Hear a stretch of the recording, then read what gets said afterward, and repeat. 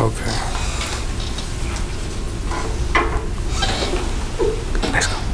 The price of victory is high, but so are the rewards. This statement was made by one of the most successful college football coaches in history.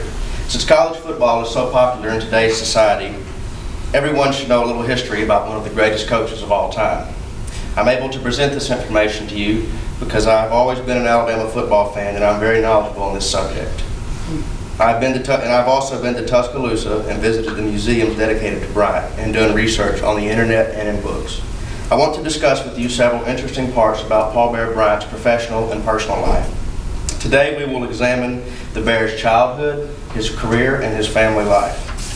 The first thing I would like to cover is Paul Bear Bryant's childhood. According to the Encyclopedia of Alabama, Paul Bear Bryant was born to his parents on September 11th of 1913 in a rural town in Arkansas. His parents were very poor and had 12 other children. His family worked very hard to earn a living. They had a family farm where Paul worked with his brothers and sisters. Their father was disabled for much of their life, so this left many of the farm responsibilities to the children to complete. From a very early age, Paul had a strong interest in sports.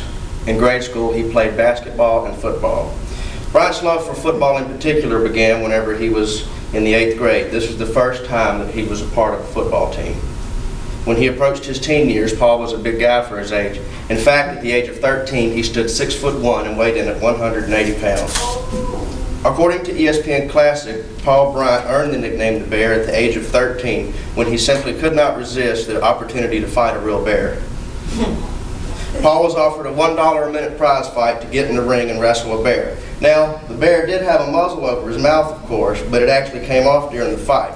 Paul Bryant quickly got out of the wrestling ring and escaped to safety, but had forever earned the nickname the Bear. Now let's discuss Paul Bear Bryant's career. As many people know, Bear Bryant was one of the most successful college football coaches of all time. Bryant's time at the university is well known. According to the encyclopedia, the Bear amazed football fans by leading the Alabama Crimson Tide to 6 national championships, 24 bowl games, 14 conference titles, and 3 undefeated seasons. The Bear was offered his first job at the University of Alabama in 1935. He kept this positioning on the coaching staff for about 4 years. Then the Bear moved on to the University of Arkansas.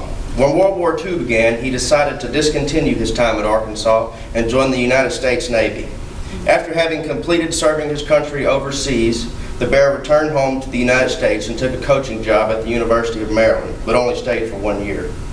After the University of Maryland, the Bear moved on to the University of Kentucky, where he coached for 6 long and successful years. From 1954 to 1957, the Bear was a legend at Texas A&M. It was here that the Bear had one losing season, along with 3 winning seasons. During this time, the University of Alabama's football team was struggling, and they were not winning very many games. According to Bryant's timeline, it was at this time that he accepted another coaching job offer from the University of Alabama. He simply could not resist the university that he loved so much. According to the Encyclopedia of Alabama, the Bear won several titles for being such a great coach. Titles including National Coach of the Year 3 times and SEC Coach of the Year a total of 10 times. According to ESPN Classic, the Bear became the winningest coach in college football history whenever he eclipsed 315 victories. Unfortunately, the Bear coached his last game just before retirement on December 29th of 1982. Finally, let's discuss the Bear's family life. In college, Bryant met the prettiest girl he had ever seen, Mary Harmon Black. Black and Bryant ended up married shortly after in 1935. The couple had a small secret ceremony that not many people knew about. During his time at war, his marriage was the most important thing in his life. Paul and Mary ended up having 2 children, Mae Martin Bryant and Paul William Bryant Jr. Overall, the Bear was a family man. He loved his wife and 2 kids very much.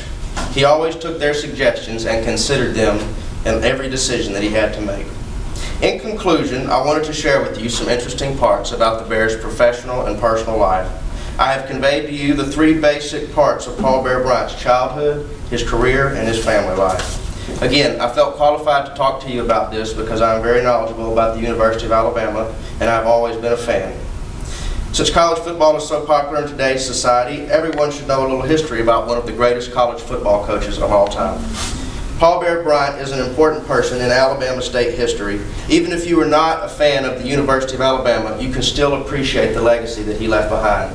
And always remember, the price of victory is high, but so are the rewards.